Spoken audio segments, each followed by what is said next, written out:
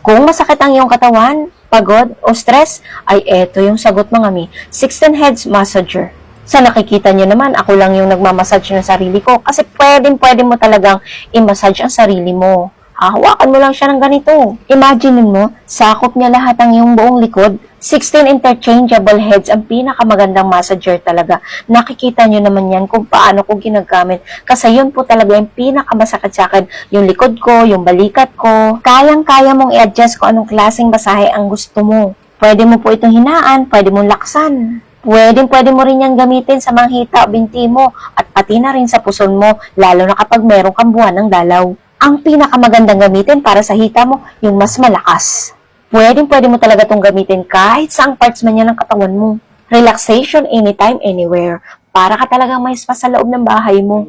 Sobrang tibay pa nito, portable at madali lang siyang gamitin.